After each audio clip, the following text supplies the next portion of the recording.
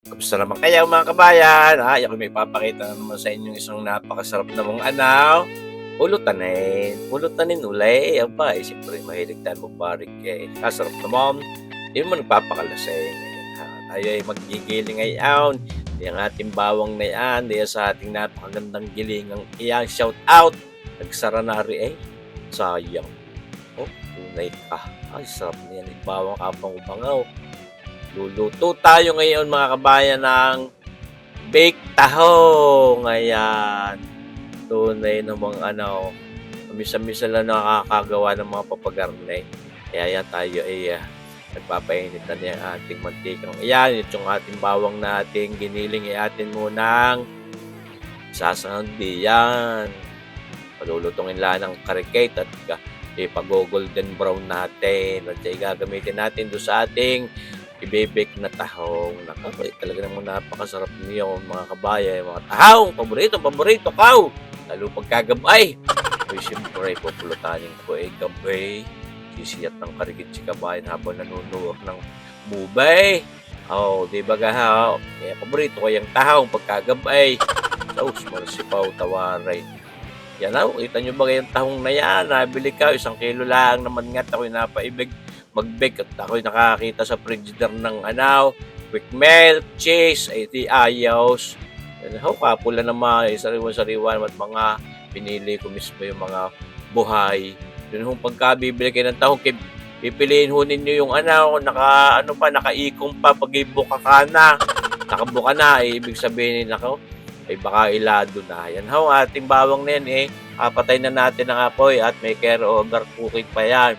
Kaya hahanguin na rin natin agad ang ating pagtitigisin. Yan yung napapanood na yan.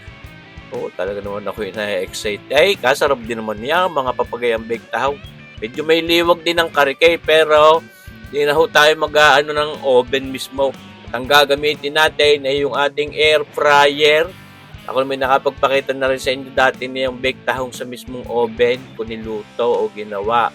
Kaya sa air fryer natin gagawin yan. At pinagbubuksan na natin yan, pinagtatanggalan natin yung isang talukap. Tanhaw, sa inyong napapanood na yan. Diyan natin pe-prepare yan, siyempre. At tinigis din siyempre yung sabaw, mga kabayan. Hindi naman natin kailangan yan. Mga kabayan. Tapos ngayon, ito na yung ating sinangag naman at wala na yung mantika halos. At ito ang ating gagamiting cheese diyan. Quick melt, para madaling mag-melt. Ayos. Di ba ito na. Ang ating kisong iyan. Atin munang babalatan. Siyempre, ako tumigil na ng pangangain niyang aluminum foil na iyan. Pero naman, kahirap tunawin sa tiyan. Ayan, tayo nag-get na ng mga papagayat. Ito, atin laang pagpapatong diyan sa ibabaw niyang tahong, yung ating mga quick melt cheese na yan, mga kabayan. Yan yung napapanood. Siyempre, may liwag din ang karikate. Siyempre, may preparasyon, may proseso. Siyempre naman, kaibig ninyo yung masarap, mag-e-effort din kayo. Kahit simpleng magbabarik nga lang ako ng karikate, gusto ko yung masarap ang pulutan ay naibigay yan. Mga kabayan, diyan gayaw, pagka masarap, gusto yung paghirapan din ng karikate. Tunay ka naman, mga kabayan. Pwede na huwag na natin i-bake. Marsipaw, tawaray. Mga kabayan, tapos may isa pa akong pulutan din. Kasagpin niya, makikita nyo mamaya.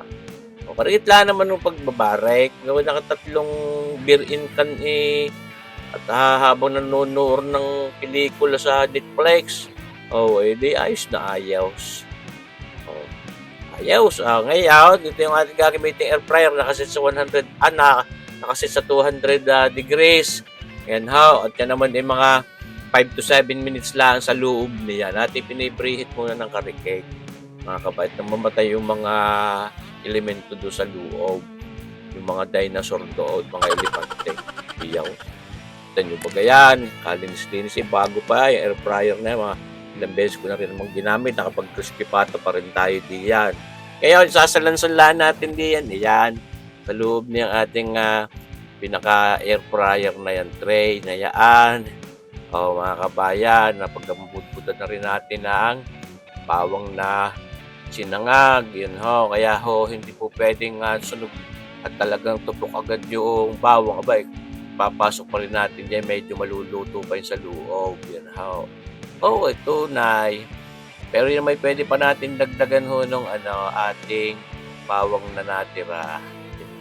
Ayos na yan mga kabayan, nag-melt na yung cheese, yun lang naman na importante diyan ho. Eh, di siyempre i-me-melt natin yung cheese at siyempre iinit pa rin yung ating tahong na yun. Naku, napakasarap niyan. Mas maganda di ginagamitan din ng kutsara pagka kakainin. Oh, 'di ba gahaw? May ilalagay pa ako diyan pampalinamnam at pampasarap lalo siyempre naman, mga kabayan. Sos ay tunay, ito nga kahoy sabi ko sa inyo, ating, pinasok dun sa loob ng air fryer ay 7 minuto lang ho yan, 7 minutes lang dun sa 200 degrees Celsius, yan. Tapos ito yung next batch natin, siyempre naman gusto ko ring ipakita sa inyo para na sa game baka akala naman niyo hindi ko niluto lahat. Oh, ayan ho, 'di ba guys, sushoot na rin natin diyan sa air fryer. Napakabisa rin na ring air fryer na rin. Sana lang hindi malakas sa kuryente aray. Oh, after 7 minutes uli, ayan na. Oh, 'di ba gahaw? Aba, kukuto-kuto yung para medyo dahil mainit-init na yung padalawang kasong natin diyan, mas medyo brown-brown ng karikit. Ito na, itong pampalinamnam natin. Yung ating Japanese mayo na yan. Napakasarap lalo ng ating baked tahong na yan, mga kabayan. Ako'y napapataltak. Ay, paano ko naman ako'y naglalaway. Parang gusto ko magluto ulit sa isang araw na ni. Simple din naman kung tutuusin. Walang masyadong mga ricado. Yan kundi yung queso at yung mga bawang net, yung karikit na Japanese mayong iyan. Hindi bagay ay pagka kayo may bisita at may pag-agto ninyo ng papagarne, hindi kayo matutuwa. Siyempre naman, basta makakapamulutan ng papagayaan. Kahit naman sa mga restaurant, hindi ka rin basta makakakita ng mga gayang pulutan di ba gahaw mga kabayan? Oh. Ito naman, ibang klase naman na rin may iuulam ko muna sa aking hapunan. Ating hindi nilagyan ng hindi natin nilagyan ng keso yaan mga kabayan. At ang ilalagay natin ay yung sukang iyon. May paasim na karikit. Ayan ho mga kabayan. Sos, barsi po ay kumpletos. May pangulam na may pulutan pa magsasapin muna. Mahirap magbarik ng gutom. Ayan. Karikit na oras nila Andor, mga 5 minutes ay po pwede na yun. Wala naman tayong tinutunaw na keso diyan. Pinainit lang natin kung tutuusin. Tayo maghahapunan muna. At yan na nga ho, ang ating baked tahong na yan. Yan na. Nakapatong na din sa hapag ng barikang kao sa kwartaw. Di ba ay tunay naman nag-aayaya. Sarap.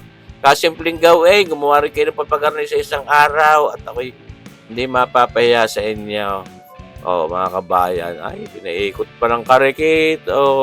Pamaliyaw, baka maliyaw. Siya. Yan na, tunay. Bari ka na. Ari pa ang kasagpi natin pulutan. Salmon, sashimi, yun, ang wasabi at yung ating sausawang iyong sushi and sashimi. So, tapos may salmon skin na doon pa, na crunchy. At itong ating beer in can habang nagdamupe. Maraming salamat sa panunod mga kabayan. God bless!